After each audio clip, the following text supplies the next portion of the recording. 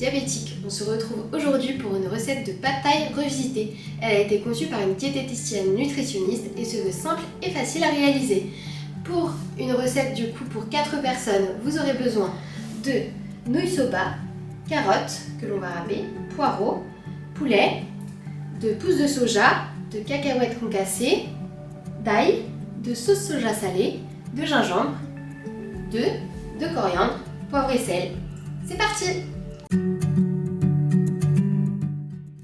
En cuisine, je commence par mettre une grande casserole d'eau à chauffer pour les nouilles. Pendant que l'eau monte en température, je découpe le poulet en morceaux. C'est l'ingrédient principal de la recette, mais vous pouvez aussi utiliser des restes. Poulet rôti, rhum steak, rôti de porc, poisson blanc, crevettes ou en cornet. Tout fonctionne très bien.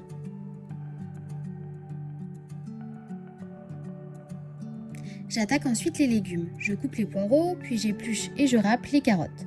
J'en profite aussi pour éplucher et hacher l'ail et le gingembre.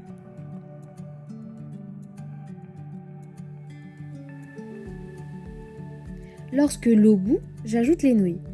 La version traditionnelle utilise des nouilles soba à base de sarrasin et naturellement sans gluten. Comme je n'en ai pas trouvé, aujourd'hui j'utilise des nouilles de riz qui conviennent parfaitement à cette recette. Une fois les nouilles cuites, je les réserve. Je fais revenir le poulet dans une poêle bien chaude, sans matière grasse si vous souhaitez ajouter de l'huile de sésame ensuite. Comme elle ne supporte pas les hautes températures, on l'ajoute toujours en fin de cuisson pour garder tout son arôme. Dans la même poêle, je fais revenir l'ail et le gingembre, c'est la base aromatique qui va relever les légumes. J'ajoute ensuite les poireaux et les carottes, mais vous pouvez adapter selon la saison. Poivrons, brocolis, champignons ou courgettes sont aussi d'excellentes alternatives. Je laisse les légumes s'attendrir avec quelques épices et herbes aromatiques. Elles apportent beaucoup de goût tout en limitant l'ajout de sel. D'ailleurs, comme on ajoutera de la sauce soja ensuite, il n'est pas nécessaire de ressaler. Attention aux sauces soja allégées, souvent plus sucrées. Quand les légumes sont cuits, je les retire de la poêle et les réserve. Je verse ensuite mes œufs battus et je les laisse cuire 1 minute sans y toucher avant de les brouiller délicatement.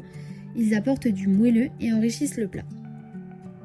Pour une version totalement végane, il suffit d'enlever les œufs et d'augmenter le tofu à 400 g. Je peux maintenant tout rassembler dans la poêle, les œufs, les légumes, le poulet et les nouilles. J'ajoute un peu de sauce soja et je mélange pour bien lier toutes les saveurs. Si vous n'aimez pas, remplacez-la facilement par du persil plat ou de la ciboulette. J'ajoute aussi des pousses de haricots mongo, souvent appelées à tort pousses de soja, pour apporter du croquant et de la fraîcheur. Et enfin, quelques cacahuètes non salées, riches en protéines, fibres et bons acides gras.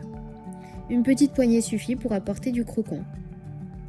Pour la touche finale, j'ajoute de la coriandre fraîche, aussi appelée persil de Chine ou persil arabe, dont le goût est plus prononcé que celui du persil.